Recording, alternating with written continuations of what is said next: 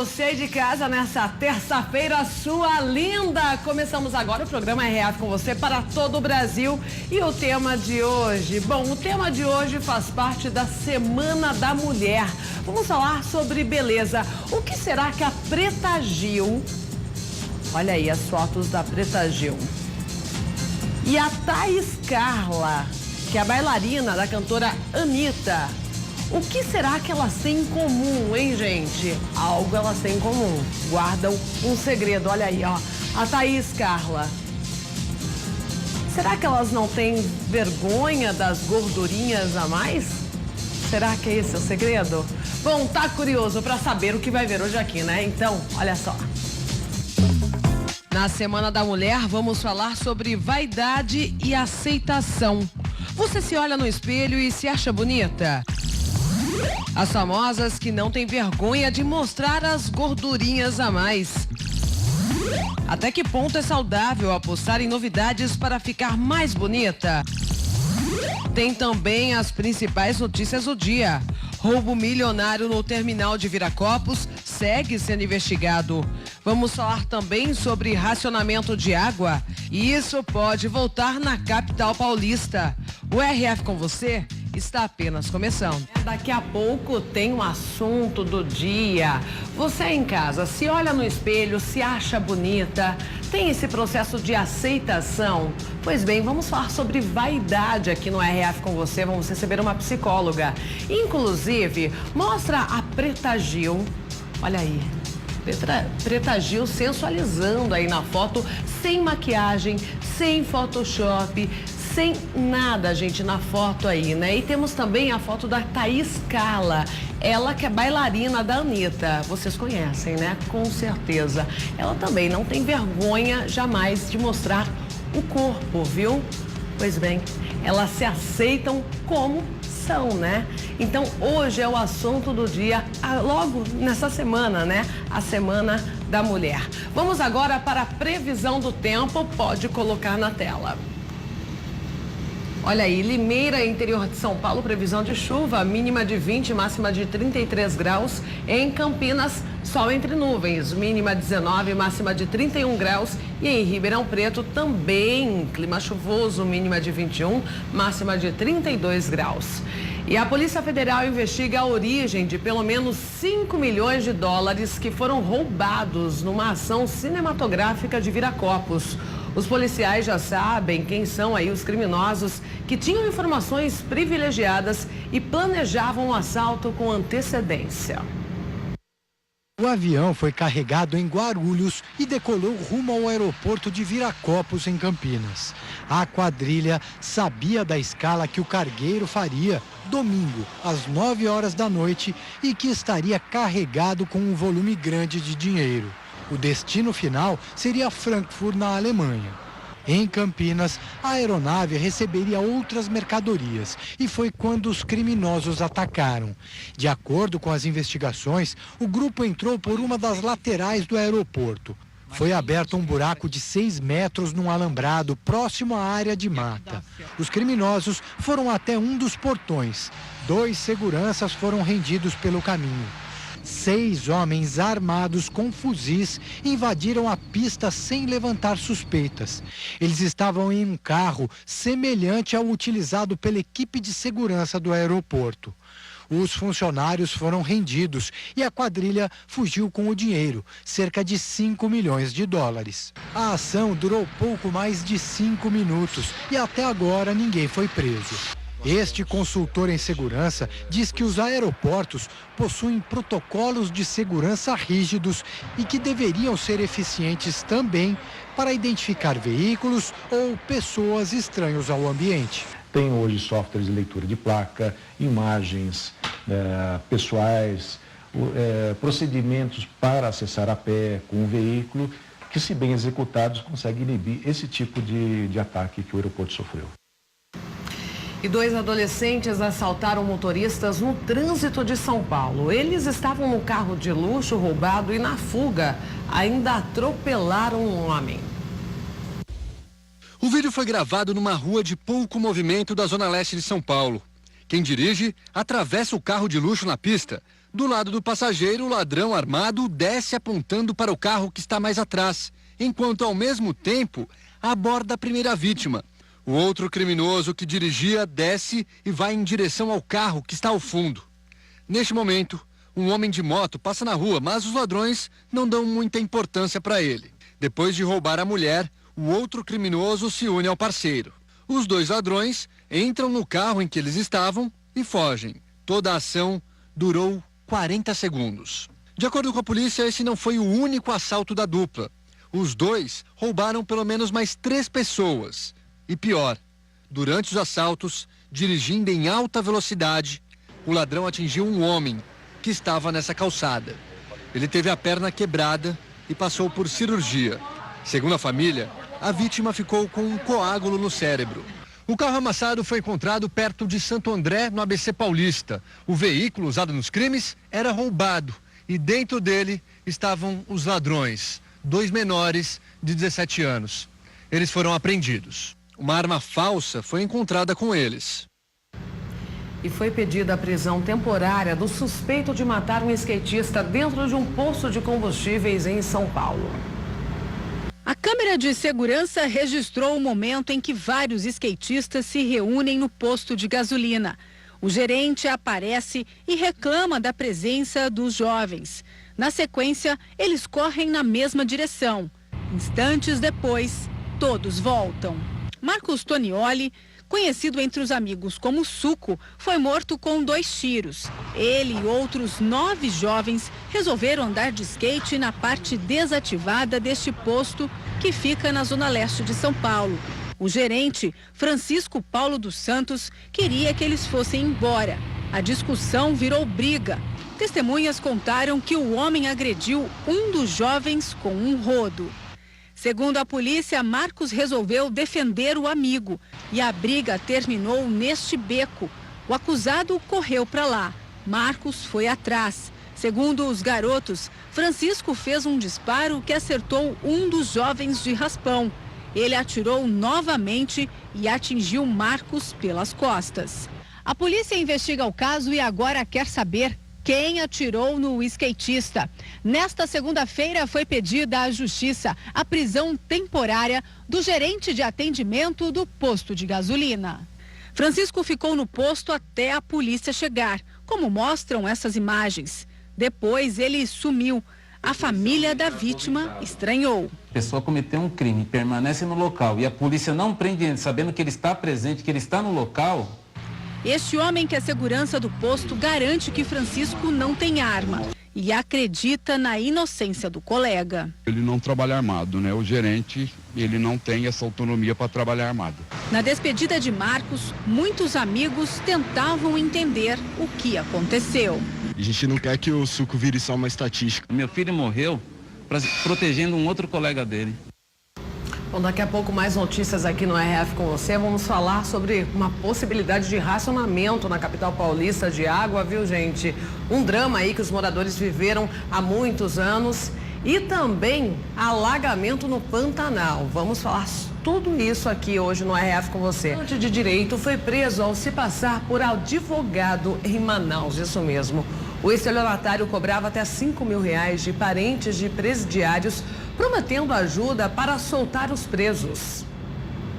Esta mulher foi enganada há pouco mais de um ano. O falso advogado prometeu cuidar do caso do sobrinho dela na justiça.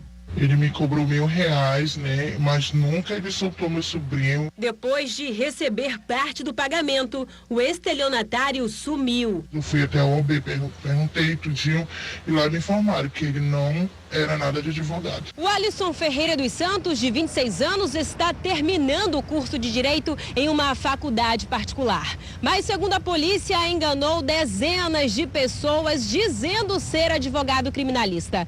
O Alisson atuava na porta dos presídios, prometendo às famílias a liberdade dos presos. Nas redes sociais, o Alisson também se passava por advogado e oferecia os serviços.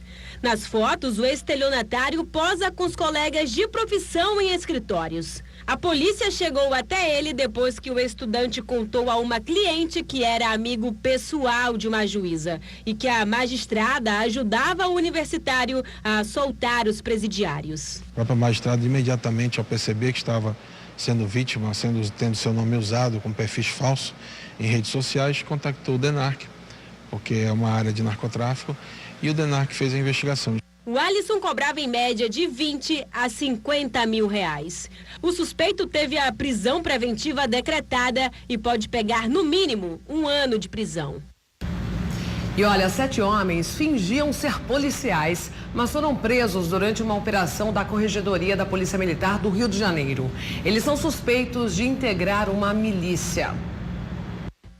Estas imagens cedidas pela Corregedoria Interna da Polícia Militar mostram com que tipo de equipamento o crime organizado tem atuado no estado do Rio de Janeiro. 2 fuzis, 7 pistolas, 450 munições de vários calibres, uma granada, celulares, toucas ninjas e coldres táticos de uso exclusivo das forças de segurança. Esses 2 carros, um branco e outro dourado, eram utilizados pelos criminosos em assaltos e extorsões em várias regiões do estado. Todo o material estava com 7 homens que faziam parte de uma milícia que atua em Santa Cruz e Campo Grande, na Zona Oeste, além da Baixada Fluminense. Um deles foi identificado como fuzileiro naval, segundo a polícia. Os criminosos estavam escondidos num depósito de gás, no bairro da Posse, em Nova Iguaçu. Em apenas um dia, os milicianos faturaram R$ 3.600 atuando na região, de acordo com a polícia. O valor também foi apreendido pelos agentes. Salários atrasados e falta de efetivos são alguns dos desafios que o Comando da Intervenção Federal do Rio de Janeiro tem pela frente. Um documento com os principais problemas da categoria foi entregue ao comando da pasta. O soldado Tobias abriu mão do sonho de vestir a farda da Polícia Militar do Rio de Janeiro. Não tem como você ficar num local onde você não tem o mínimo de proteção do Estado. Armamento velho, alojamento sem estrutura, placa balística do colete danificada, salário atrasado e pelo menos 22 PMs mortos no Rio só neste ano. Problemas que fazem ele brigar na justiça para sair da corporação. Tobias não está sozinho. Em 2015, foram 59 baixas na Polícia Militar do Rio de Janeiro. Em 2016, o número pulou para 100. O Sindicato dos Policiais Civis também denuncia a falta de pessoal. Pela lei, o Rio de Janeiro deveria ter 871 delegados. Hoje, apenas 532 estão em atividade. Faltam ainda investigadores. Das 3.500 vagas, só 945 estão ocupadas. Termina aumentando a criminalidade e os que praticam o crime não estão condenados, porque não havendo a investigação, não tem como o Ministério Público pedir a punição do criminoso. Eles querem uma reunião de emergência com o novo secretário de Segurança Pública do Rio, General Richard Fernandes Nunes, para discutir o problema que ameaça a categoria. Um dos desafios para a intervenção federal é pôr em prática um plano de segurança com um efetivo menor do que o previsto. Por uma lei estadual criada há 35 anos, o Rio de Janeiro deveria ter 23 mil policiais civis, mas hoje tem apenas 8 mil. Um déficit de mais de 60%. O policial, ele se encontra ali, ele sozinho. Ele não tem com quem reclamar, ele não tem aonde falar. Todos estão de costas para ele e ele está passando uma série de dificuldades durante todo o seu serviço. E depois das investigações da terceira fase da Operação Carne Fraca, as ações da empresa BRF, alvo dessas investigações, caiu mais de 20%. O principal alvo da investigação desta vez é a BRF, dona das marcas Sadia e Perdigão. Entre os presos estão o ex-diretor-presidente global da empresa, Pedro de Andrade Faria, e o ex-vice-presidente, Hélio Mendes. Segundo a polícia, 4 fábricas da empresa teriam fraudado exames de laboratório sobre a presença da bactéria Salmonella em alimentos. Com isso, a BRF garantia a exportação de produtos sem restrições. Uma das principais testemunhas dessa fase é Cristiane Liberti, dona de uma granja em Carambeí, no interior do Paraná. Ela disse que tinha contrato com a empresa para a criação de frangos e que recebeu da BRF há 2 anos um lote de 46 mil pintinhos contaminados com a bactéria Salmonella pylori. Cristiane contou ainda que o problema foi negligenciado pela empresa. Se operava um sistema de fraudes bastante complexo dentro da própria empresa, no sentido de fraudar os laudos laboratoriais e, com isso, burlar a fiscalização, burlar a atuação do Ministério da Agricultura. Uma outra denúncia contra a BRF surgiu em um frigorífico em Rio Verde, no interior de Goiás. Uma funcionária que entrou com uma ação trabalhista contra a empresa em 2012 e disse que era obrigada pelos chefes a falsificar laudos sanitários. Que ela foi coagida a alterar resultados de exames laboratoriais para se adequar a parâmetros exigidos pelas entidades de fiscalização. O esquema lesava consumidores de 12 países que compravam frango e peru dessas unidades. E um raio atingiu o prédio do Instituto Nacional de Meteorologia e afetou a transmissão de dados da previsão do tempo do Brasil e também da América Latina. O site do Instituto Nacional de Meteorologia só voltou a funcionar no final da tarde. Depois que os equipamentos foram consertados, a previsão do tempo e as imagens de satélite voltaram a ser transmitidas em tempo real. O INMET é responsável por centralizar e repassar dados do Brasil e de toda a América do Sul para o sistema de previsão global, que fica em Washington, nos Estados Unidos. A pane nos equipamentos do Instituto foi provocada pela queda de um raio. Ele atingiu o chamado no-break, sistema que bloqueia descargas elétricas e protege os equipamentos eletrônicos para que não queimem.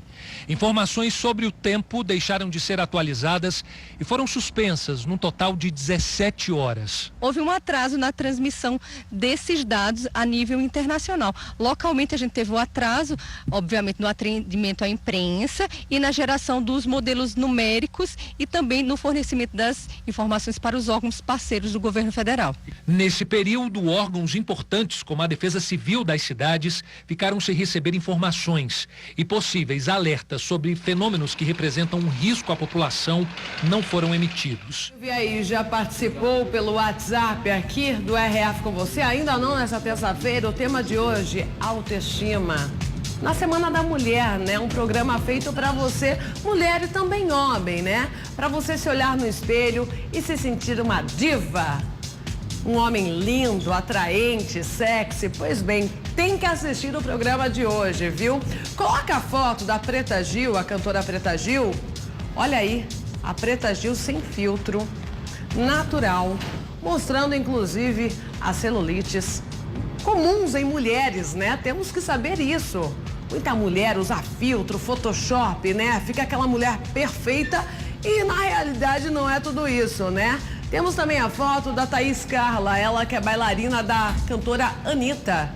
Também assume aí que é obesa, né? Que está fora do padrão de beleza exigido aqui no Brasil, infelizmente, né? Elas se olham no espelho e dizem: eu sou bonita. E tem que ser assim mesmo, né, gente? Portanto, você pode mandar a sua opinião para o nosso WhatsApp. Coloca na tela a produção. Pode mandar a sua pergunta também para a nossa psicóloga aqui, que já está aqui ao vivo. 19 97102 4854. Daqui a pouco, então, é o assunto do dia, viu? Autoestima. Como melhorar isso? Se olhar no espelho e se sentir atraente e bonita.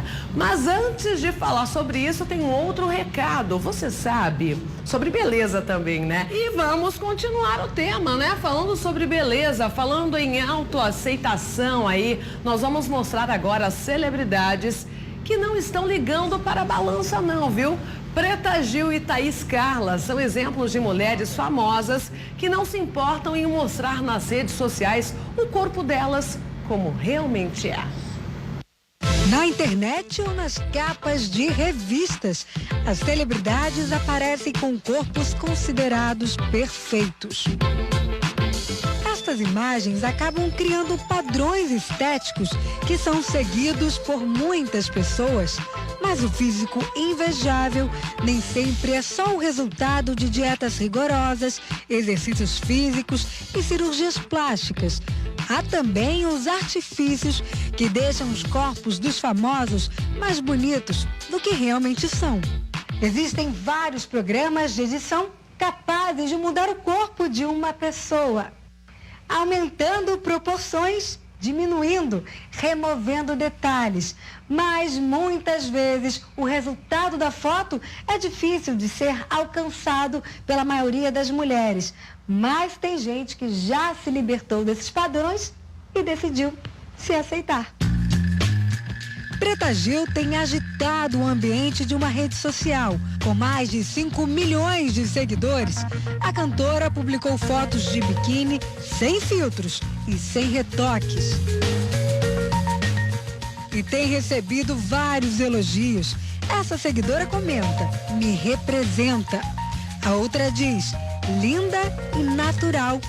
A cantora se tornou uma das principais vozes contra a gordofobia, o preconceito com pessoas acima do peso. Essa editora do portal R7 acredita que a sinceridade das fotos aproxima o público do artista.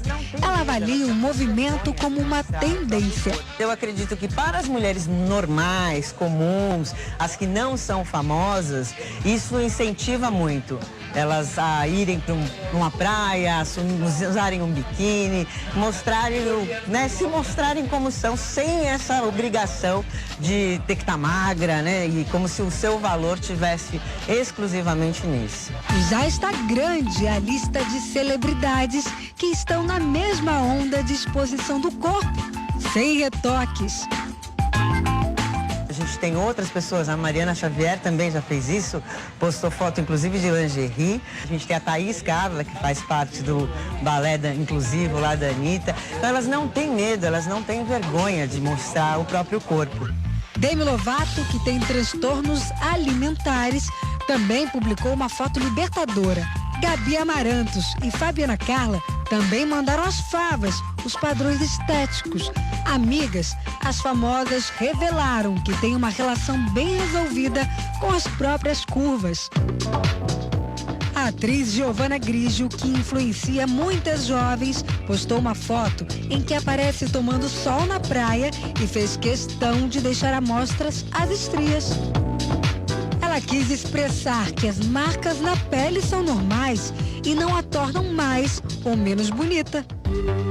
Mas as reações não são apenas positivas, chegam também as críticas negativas. E quem não sabe lidar com a opinião dos outros pode acabar tendo problemas. É o que diz esta psicóloga. As pessoas, quando elas se expõem verdadeiramente, elas esperam uma aceitação do público, né? Eu sou assim, se quer gostar, goste de mim como eu sou. Essas críticas podem gerar uma frustração, né? De eu não devo ser assim, como eu devo ser. E aí busca um idealismo que é inatingível. Então pode gerar frustração e, se não for bem resolvido, pode gerar até uma depressão. Para evitar ter abalos emocionais, desenvolver uma boa dose de autoestima é sempre recomendado. A autoestima, ela parte do autorreconhecimento, né? O quanto a pessoa se conhece verdadeiramente e ela consegue destacar as coisas boas que ela tem dentro dela. Foi justamente o amor próprio que trouxe dias mais leves e maior confiança para Elaine. A blogueira, mãe de 3 filhos, decidiu publicar uma foto de biquíni um mês após o último parto. É um amor próprio, uma aceitação e da gente valorizar o que realmente é importante, né? Na gente mesmo. Todo mundo fala para ter compaixão, para aceitar o outro do jeito que o outro é e muito se esquece de aceitar a gente como a gente é. Elaine não imaginava que uma simples foto poderia ajudar tanta gente. Foram quase 17 mil curtidas e muitos depoimentos de mulheres que se identificaram com a coragem da blogueira. Consegui levar um pouco de aceitação para dentro da casa das pessoas. Eu recebi muitos relatos de mulheres que fazia mais de 5 anos que não botavam um biquíni por medo que está aqui dentro da gente, da mulher que está assistindo a gente, de encarar a sociedade, porque a sociedade tem um padrão, né? Infelizmente isso existe.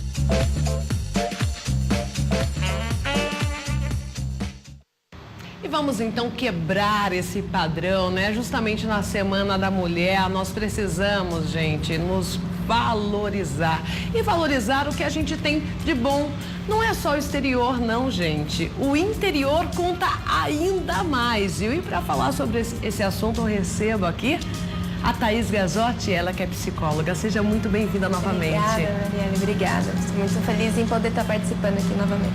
E um assunto lindo, né? A gente poder levar a autoestima para essas mulheres que estão em casa. Já estou recebendo alguns depoimentos aqui, Thaís. Como realmente muitas mulheres não se aceitam, né? Por que acontece isso? Realmente por conta do padrão de beleza criado aí pela sociedade? Então, são muitas as questões que estão envoltas disso, não só a sociedade, mas também a família e a questão da nossa própria autoimagem, o nosso autoconceito e a nossa autoestima.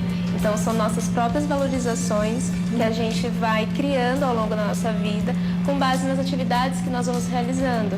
Então, o trabalho que nós vamos tendo, as amizades que nós vamos criando, os relacionamentos que nós vamos tendo ao longo da nossa vida, seja amoroso ou de amizade, relacionamento familiar. Tudo isso vai criando em nós um autoconceito, ou seja, o que é que eu sou boa e o que é que eu não sou boa. Só que nesse autoconceito nós temos uma valorização interna e uma valorização externa. Então, eu sou boa naquilo que eu acredito que eu sou boa, ou eu sou boa naquilo que o outro quer que eu seja boa. Então, isso traz um conflito interno e nós vamos nos modulando, às vezes, mais para o outro do que para nós. E nós acabamos nos modulando para padrões, ou seja, a mulher precisa ser magra, bem vestida, cabelo liso, loiro, sempre magra, sempre fazendo atividade física, e tem que ser mãe, e tem que trabalhar, e nunca descer do salto. E às vezes a gente pode fazer um coque, colocar uma roupa mais drapeadinha e sair e não tem problema. E não fazer uma maquiagem e querer ser natural. Exato. Como é, né? Mas de repente essa mulher, como você disse, ela trabalha num lugar que exige, no mínimo, ela andar de salto alto, com uma maquiagem, com uma escova no cabelo e, de repente, ela não se acha bonita e está rodeada de mulheres lindas. O que fazer? A comparação, na verdade, acaba surgindo uma comparação, né? Eu preciso ir na academia porque a fulana é linda, ela tá magra, ela tem o bumbum arrebitado, a perna torneada. Eu preciso ser como ela. Não é assim, né, Thaís? Não precisa. Assim, a comparação, ela é saudável. Ela é saudável porque ela não coloca um patamar do eu gostaria de chegar lá, se eu tiver potencial, eu vou até lá. É uma comparação saudável. Mas não querer ser igual. Não querer ser igual, porque somos pessoas diferentes. Somos únicos, né? Ainda bem, somos pessoas únicas nesse universo, né? E nós estamos em condições diferentes. Então, como nós podemos falar, por exemplo, usando nós duas como de exemplo. Você trabalha na televisão. Você é exigida de ter uma aparência, se maquiar mais, fazer o cabelo, ter uma vestimenta que se adequa ao seu ambiente de trabalho. Eu sou docente de faculdade e sou clínica. Eu não preciso estar muito maquiada. Se eu quiser, vai ser pelo meu desejo, mas eu não sou exigida disso. Então, se nós pensarmos que... E daí você não se incomoda de vir aqui no RF com você, a Thaís está linda... E sem maquiagem, né? Eu só tô de rímel, né? E um batom. E está linda. Ou seja, a Thaís aceita assim como ela é, né? Exato. E a partir disso você consegue pensar, bom, talvez um dia, em algum evento, em algum momento, eu posso me maquiar um pouco mais se eu quiser. Agora, você utilizar a comparação de um lado pejorativo, seria você considerar no sentido de, bom, já que ela se veste assim, eu preciso me vestir também. Só que você quer fazer isso? Vai fazer bem para você ou vai ser apenas uma comparação que vai manter a sua cabeça pensando nisso e você vai ficar pensando, não, calma, eu preciso ver se o batom precisa retocar, se a maquiagem está borrada, se a roupa está adequada, se está bem no meu corpo. E isso acaba tirando o valor pessoal. Você acaba se perdendo nessa comparação. E você acaba nem sabendo mais o que você gosta, o que você quer. Inclusive, eu estou lendo esse livro aqui, indico para todos, Você pode curar sua vida. A Thaís disse que já leu. É incrível esse livro, gente. Quem está aí em processo de transformação até pessoal, da Louise Hay. Ela é bastante famosa, né? Mexe um pouco com física quântica, energia, né? Tudo que você joga para o universo você atrai também, né? E teve um pedaço aqui, eu estava lendo no final de semana, a Thaís, eu falei, poxa, a Thaís vai dar entrevista, eu vou levar esse trecho, então, para ler para os telespectadores, porque eu acho que faz muito sentido para essa entrevista aqui. Você utilizar, gente, frases afirmativas, positivas, mesmo que você, por exemplo, você está acima do peso, aí você se olha no espelho e fala, nossa, tô gorda, eu não consigo emagrecer. Você sempre usa o não na frase, né? Ou então sempre afirmando que você está gorda, que você não gosta do seu emprego, que você não gosta da sua família, enfim.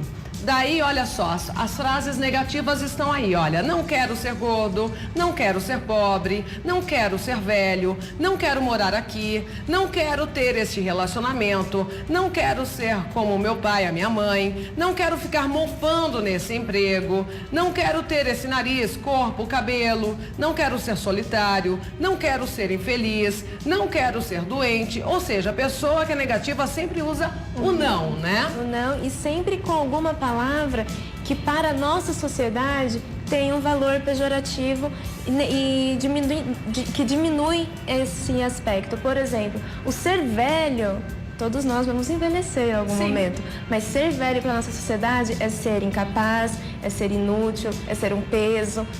Isso na nossa sociedade é pesado, mas todos nós vamos envelhecer.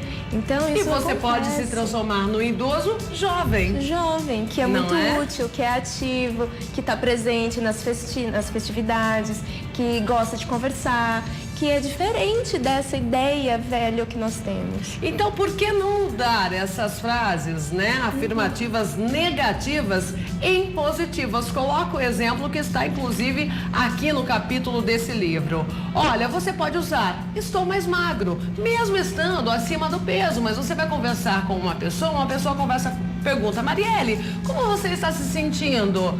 Você emagreceu? Sim, eu estou mais magro. Ainda que você ainda continue acima do peso, né, Thaís? Ou então pode deixar na tela, sou próspero, sou eternamente jovem, na questão da pessoa ser um pouco mais velha, né? Estou mudando para um lugar melhor, tenho um maravilhoso relacionamento novo, sou eu mesmo, adoro meu nariz, corpo, cabelo, estou cheio de amor e afeto, sou alegre, livre e feliz, tenho plena saúde. Olha que bacana essa dica.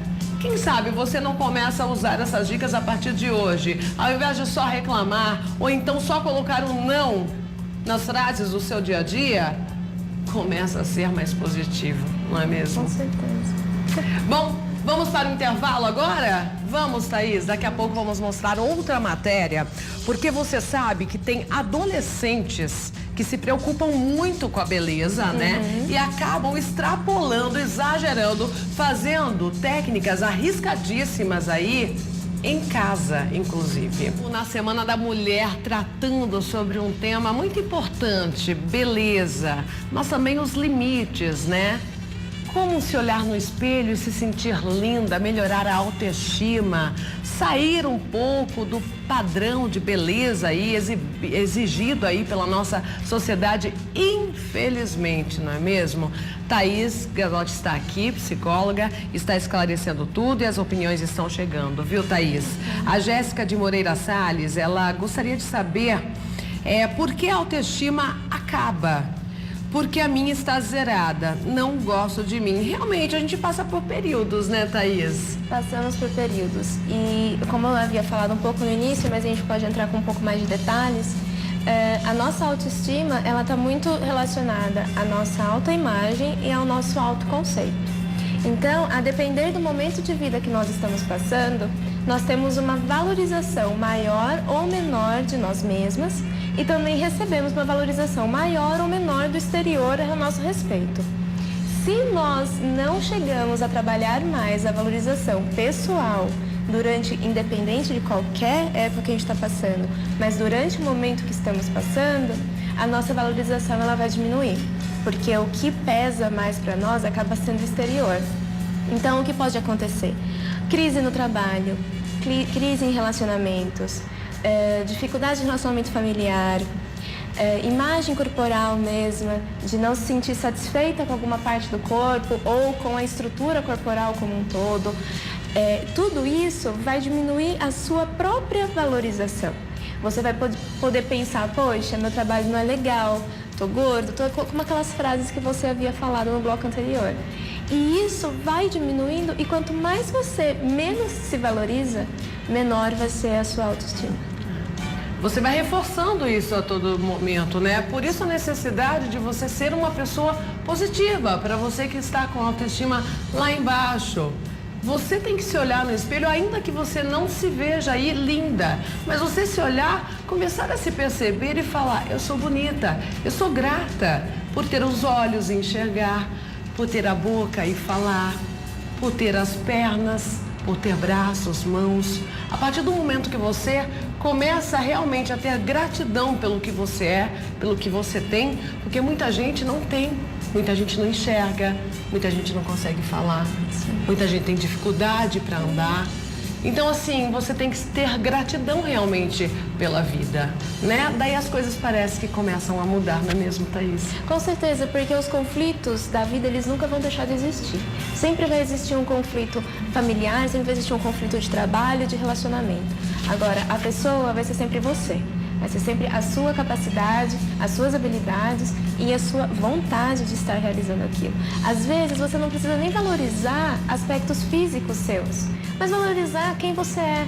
Você é uma mulher ou um homem que é leal aos seus amigos, que é fiel à sua família, que é determinado, que corre atrás dos seus sonhos, dos seus desejos, dentro da ética e da moral da sociedade. Isso você se valoriza nos aspectos pessoais. É como se você fizesse uma lista de prós e contras, né, de pontos negativos negativos e positivos a seu respeito. Né? Ao longo da sua vida, como que você tem se sentido sobre você? De tudo que você já conseguiu fazer até hoje, no momento em que você está, como que você se vê? Você conseguiu tudo isso porque caiu do céu e você aceitou? Porque as pessoas conseguiram as oportunidades para você e você aceitou? Ou você foi atrás? E isso você já se valoriza. Sim. E são fases realmente na vida. Eu, Marielle, por exemplo, como apresentadora, hoje eu estou como apresentadora, mas eu sei que logo mais eu não estarei como, né? O tempo vai passar, de repente eu vou cuidar de uma redação, não é? Outras oportunidades vão aparecendo. Posso ser assessora de imprensa. Eu, Marielle, tenho essa noção e eu já trabalho com isso. Porque, claro, a TV gera uma autoestima muito grande, né? Claro. Mas um dia, realmente, gente, a beleza, ela acaba a externa, né? Sim. Mas o que a Marielle tem por dentro, é isso que vale. Eu tenho muita noção disso, viu, Thaís? E olha, muita gente parabenizando aqui o tema, a Glorinha de Itabaianinha falando autoestima é tudo de bom, se amar como somos, tem que ser assim mesmo. Wesley da Bahia, da cidade de Cipó, não devemos ter preconceito com ninguém. A pessoa tem que ser como ela é e temos que respeitar, né? Muito bom. Homens perguntando como ter a autoestima também. E tem a Amanda, que ela tem 24 anos. Ela relata aqui, olha, possuo muita dificuldade em me aceitar. Estou acima do peso e isso faz com que eu me diminua sempre. Mesmo que as pessoas ao meu redor digam que estou bem e bonita, eu não me vejo assim. Sou muito insegura por não me aceitar. Gostaria de saber o que eu poderia fazer para melhorar isso. Seria recomendado procurar ajuda? Sempre, né, Amanda? Thaís pode falar com mais propriedade. Com certeza. É muito interessante ver que os homens também estão preocupados com isso, porque não são só as mulheres que sofrem com baixa autoestima ou baixa autoimagem, mas nesse aspecto de aceitação, de insegurança, de necessidade de cuidado do outro, Nós tentamos sempre falar, olha, vamos nós mesmos buscar os nossos autocuidados, as nossas novas percepções sobre nós mesmos, mas sempre, se está difícil fazer sozinho, procura um auxílio de psicólogos. Nós estamos aqui para auxiliar todos vocês a lidar com os conflitos, sejam eles conflitos externos, que seriam conflitos de trabalho, conflitos de relacionamento, quanto conflito externo, que são as nossas emoções, sentimentos e imagens que temos sobre nós. Então, se está muito difícil lidar com isso, um profissional é sempre bem-vindo. Bacana. Thaís, vamos então acompanhar agora aquela reportagem, né? De adolescentes em busca aí de uma vaidade desenfreada aí, né? Acabam até se arriscando em casa. Sabe aquele rolinho de fazer um micro agulhamento? Sim. É vendido pela internet. Pelo amor de Deus, não procurem aí para comprar, viu? Tem gente que compra e faz em casa, gente. É um perigo. Você pode piorar ainda mais o seu rosto se você está com mancha, por exemplo. Vamos ver a reportagem. Elas estão sempre bonitas. E o melhor, não escondem o que fazem para conseguir esse efeito. As campeãs em divulgar o segredo da beleza são as irmãs Kardashians. Elas vivem publicando informações sobre cremes para o rosto, corpo e até procedimentos feitos em clínicas de estética. Tiffany tem 18 anos, mas já se considera uma compulsiva em tudo que está relacionado à beleza. Quando eu era mais jovem, eu tive alguns problemas com a minha pele, então fiz uso de remédios fortes e essas coisas, e hoje eu sou bem preocupada também por conta de eu trabalhar com a minha imagem, né? Ela é a dona desses aparelhos comuns em clínicas de estética. Este aqui, por exemplo, emite ondas eletromagnéticas que ajudam a enrijecer a pele do rosto. Eu uso esse aparelho a cada 15 dias, ou quando eu tenho um tempo aqui em casa, que eu tô tranquila, aí eu vou lá, pego ele e passo. Ele é 7 em 1, esse aparelho. Então ele serve para várias coisas. Ele serve para potencializar a pele, para abrir e fechar os poros. E quando se fala em produtos, ela tem uma coleção. Tiffany acompanha muitas celebridades nas redes sociais e basta alguma mostrar um creme diferente que lá vai a menina comprar, sem a orientação da dermatologista. Eu acompanho bastante as Kardashians e tal. Então eu tô sempre de olho no que elas postam e elas são bem inovadoras em relação a produtos para pele. A última aquisição foi um gel para olheira. O produto contém ácido, que se usado de maneira errada, pode até manchar a pele. Medo a gente tem, mas às vezes é uma emergência, sabe? Aquela história de tipo, eu preciso não ter olheira amanhã. E aí, esse produto tem me ajudado bastante. Até que ponto é seguro comprar produtos para a pele sem a orientação de um médico? Cada tipo de produto serve para um tipo específico de pele. Então, mais do que a gente tratar a pele, a gente tem que procurar um especialista para a gente evitar danos. A gente vê muita gente usando produto que às vezes mancha ainda mais a pele, podem causar alergias. A gente vê muito o paciente usando um tratamento para hidratar, por exemplo, a pele e piorando ainda mais um caso de acne. Outra preocupação dos dermatologistas é com a idade. O perfil do paciente mudou. Antes, jovens procuravam um consultório médico para tratar as espinhas.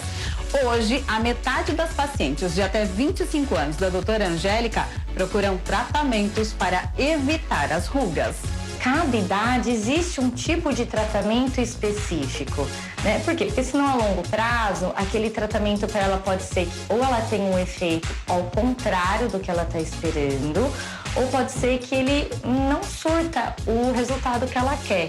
Então, sempre nessa faixa etária mais inicial, seria um tratamento mais preventivo, com tratamentos mais leves, né? Evitando sempre sobrecarregar a pele. Caroline tem 20 anos e já começou com os tratamentos estéticos, principalmente para a região conhecida como bigode chinês. Essa região me incomoda bastante, aos 20 anos. Eu fico pensando futuramente, daqui 30 anos, como que vai estar se eu não cuidar agora? Na clínica, ela já fez 2 sessões de microagulhamento, uma técnica bastante usada pelas famosas. Gisele Bündchen, Kelly Key e Luciana Gimenez, por exemplo, já exibiram o resultado do tratamento nas redes sociais. As pequenas agulhas atingem as camadas mais profundas da pele e aumentam a produção de colágeno. Caroline gostou tanto do resultado que resolveu comprar esta caneta que imita o aparelho usado em consultórios médicos. Por conta do custo-benefício, paguei mais em conta essa caneta e o preço dessa caneta é o preço de uma sessão. Então sempre que eu quiser, tenho em casa, numa emergência eu faço, dou um up na pele. Caroline usa a caneta em média 1 vez por mês. No dia da aplicação, a pele fica assim, inchada, avermelhada e às vezes até sangrando. Eu vou fazendo um movimento de vai e volta com a agulha, vai fazendo os furinhos. Daí esses furinhos estimulam o colágeno na região. E você não tem medo? No começo eu tinha, agora não. Não é recomendado, não é. Mesmo porque ela nem vai saber o tamanho ideal de agulha que ela tem que usar. Eu já atendi paciente que comprou um derma roller na internet, começou a utilizar e agulhinhas entraram na pele e a gente teve que tirar cirurgicamente. Então, isso pode acontecer, infecção na pele pode acontecer, ela pode estar usando de modo inadequado e aquilo causar uma cicatriz maior. Problemas que podem deixar marcas para a vida toda. Tiffany e Caroline sabem de todos os riscos e garantem tomar os cuidados necessários, porque parar com os tratamentos, por enquanto, não está nos planos delas. Vale a pena, melhora muito. Você percebe quando você passa a maquiagem, que não craquela. Quando eu olho no espelho e vejo que a pele tá bonita, eu me sinto bem comigo mesma. Então eu acho que vale a pena sim. Eu me sinto super bem comprando e continuaria. Meninas perfeitas, jovens, adolescentes ainda, né? Que se olham no espelho e não se sentem bonitas. Os pais precisam estar atentos. Com certeza. Com toda certeza precisam os pais estar atentos e prestando cuidado a essas meninas. Primeiramente, não deixar de amparar elas. A insatisfação corporal, a insatisfação com a nossa imagem física, ela causa sofrimento e ela pode vir a evoluir e se tornar um transtorno. Seja um transtorno de imagem, seja um transtorno alimentar. Pode levar esses transtornos a algumas ações mais drásticas. Elas até mostraram alguns utensílios que são feitos em clínica, sendo realizados em casa. Se é realizado em clínica, é necessário que tenha um profissional manuseando, porque tem intensidade, tem uma profundidade para ser realizado, tem diversas camadas da pele, qual camada deve ser realizada. A pele pode ficar até pior.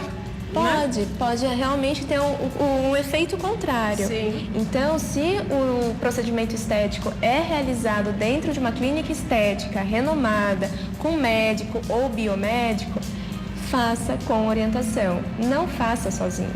E se você está percebendo que os seus filhos, ou a sua irmã, ou a sua tia, ou a sua sobrinha está passando por isso, ou sobrinho também, não é só mulher que faz tratamento estético, homens também. Se você está percebendo que ele está em sofrimento, busque conversar com ele e ofereça ajuda profissional. Um psicólogo, um auxílio médico, se for necessário, seja psiquiatra, seja dermatologista, seja esteticista. Às vezes pode auxiliar o sofrimento dele. Thaís, estamos terminando a entrevista aqui num assunto tão bacana, com tantas participações, muita gente elogiando aqui o tema de hoje, viu? E vamos deixar então um recado final, né? Mais bonito do que bonita do que a aparência exterior é a interior. Com certeza. É quem nós somos por dentro, quem nós somos como pessoa e não esse corpo que nos ajuda a caminhar. Ele é o nosso utensílio aqui no nosso mundo, é o que nos leva para os lugares, é o que nos faz realizar nossas atividades, mas quem está por dentro é mais importante do que o fora. Então vamos valorizar isso, né, gente? Obrigada pela presença. Eu que agradeço, Marielle. E feliz Dia da Mulher. Estamos antecipando o tema, né, o assunto. Com certeza, uma semana muito maravilhosa para todas nós. que somos tão empoderadas ultimamente que continuamos assim. Com certeza. E no dia 8 teremos mais aqui assuntos femininos no RF com você, viu? Daqui a pouco a notícia aí, a possibilidade de racionamento de água na capital paulista, mas antes outro assunto, viu? Uma pergunta, você sabe quanto custa 1 litro de gasolina na refinaria? Eu vou falar aqui, vou revelar. R$1,59, pois é. Mas quando essa gasolina chega ao consumidor, esse preço é 3 vezes maior. Você sabe, né? Você abastece.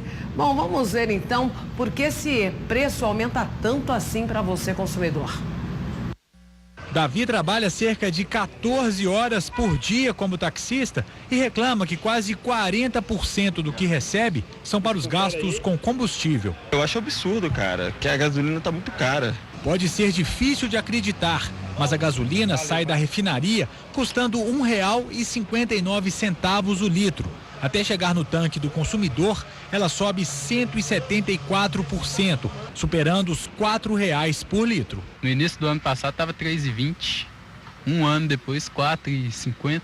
Um tanque que eu gastava 40, estou gastando 64, a diferença é muito grande. De acordo com este pesquisador, o maior vilão do preço da gasolina é o ICMS, Imposto de Circulação de Mercadorias e Serviços, que em Minas Gerais subiu de 26% para 31%. Isso faz com que o dono do posto simplesmente repasse esse aumento que chegou nas bombas. Por isso que o consumidor tem reclamado e com razão, porque esses aumentos que nós tivemos aí nesses últimos meses foram realmente absurdos, se tratando de um período que está todo mundo com crise, né, com apertado financeiramente. As cidades campeãs da alta nos combustíveis são Rio Branco, no Acre, Rio de Janeiro e Palmas, no Tocantins. Para fugir dos preços altos da gasolina, muitos motoristas têm optado pelo etanol. Mas, de acordo com uma pesquisa feita aqui em Belo Horizonte, a troca não está valendo a pena. O consumidor tem que avaliar o posto que ele vai abastecer. Ele faz o cálculo na hora, né, dividindo a gasolina pelo etanol, tem que dar abaixo de 0,7, aí sim ele pode abastecer. A gente sempre paga a conta, não tem jeito, não tem como fugir, né? E o furto de combustível de dutos subterrâneos é cada vez mais frequente no Brasil. Esse tipo de crime põe em risco a vida de diversas pessoas, pois pode aí causar explosões durante a ação. Vamos ver.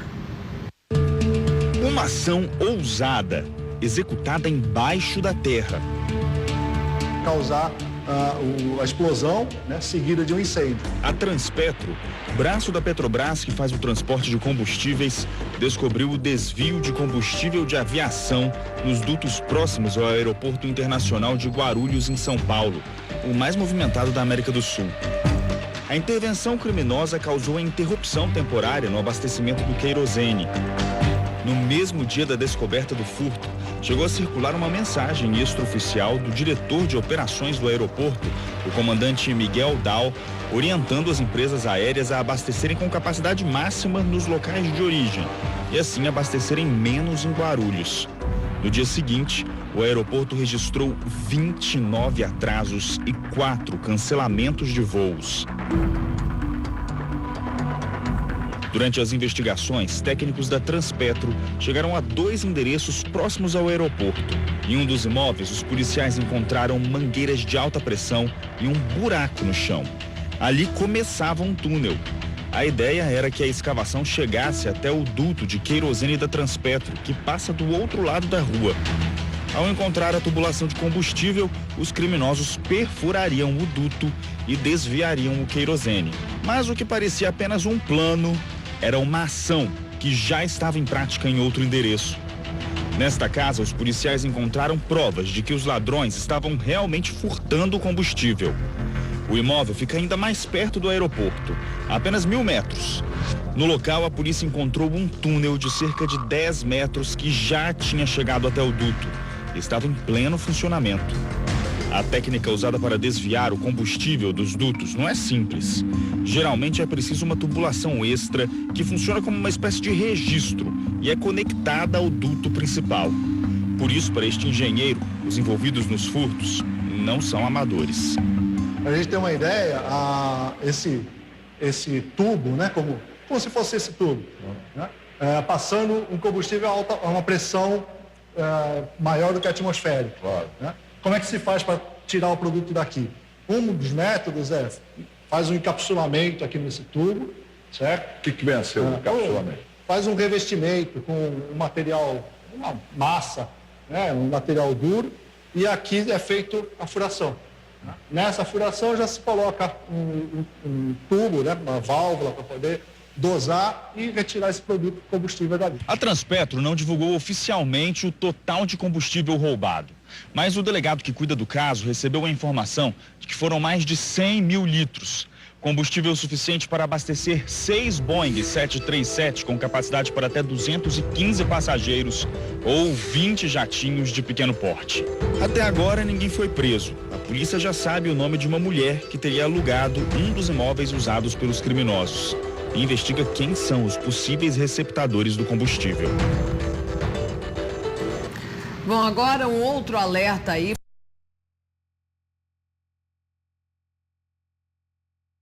Assustar quem mora na maior cidade do país. O mais seco dos últimos 13 anos. Vamos ver. De um lado, um investimento bilionário. De outro, uma população mais consciente. A água que sai da torneira da casa do paulistano custa caro. Desde a última crise, a partir de 2014, foram 2 bilhões 765 milhões de reais em obras. Agora, a interligação entre os sistemas de abastecimento Novo São Lourenço, Bacia do Paraíba do Sul e Cantareira, principal reservatório da Grande São Paulo. Mas a gente tem um fôlego maior do que a gente tinha antes. Uma das dificuldades do abastecimento em São Paulo é que 70% das bacias responsáveis pelo fornecimento para a capital e região metropolitana são de outras cidades e estados. Em fevereiro, a situação ficou ainda mais complicada, quase não choveu.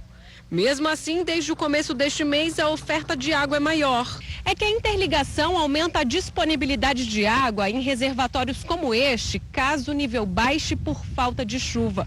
O novo sistema é capaz de levar 11.530 litros de água por segundo, volume suficiente para abastecer 3,5 milhões de moradores da Grande São Paulo.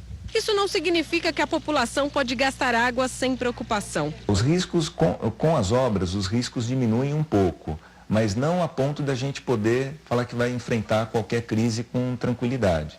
O sistema São Lourenço ele vai colocar uma quantidade de água, mas que não é suficiente para contornar qualquer crise. E a transposição do Paraíba do Sul para o Cantareira vai depender do comportamento do clima. De acordo com este especialista em recursos hídricos, faltam ainda políticas públicas para cuidar das nascentes.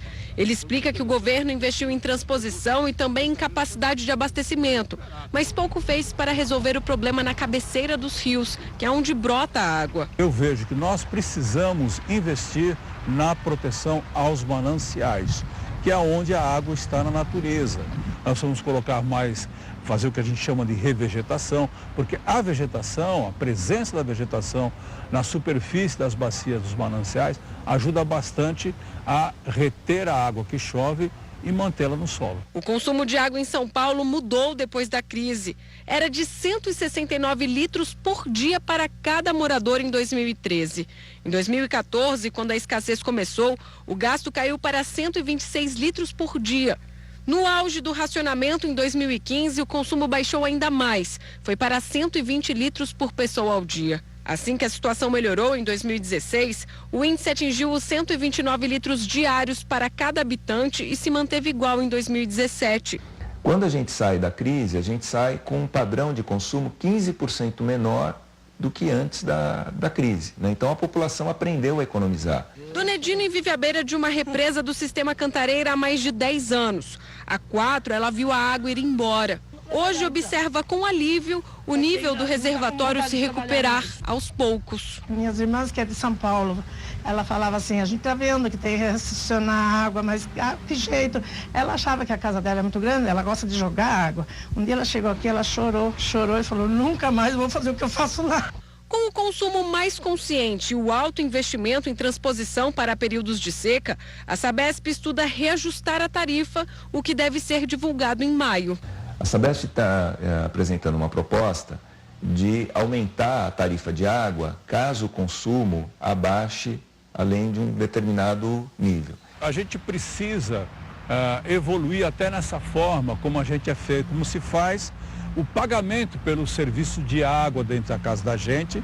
Sem essa água a cidade não existiria, como não existe também hoje sem coleta e tratamento de esgoto. Bom, e já estamos na reta final do ARF com você. Que pena, né? Passa rápido. Você mandou sua foto, a sua participação.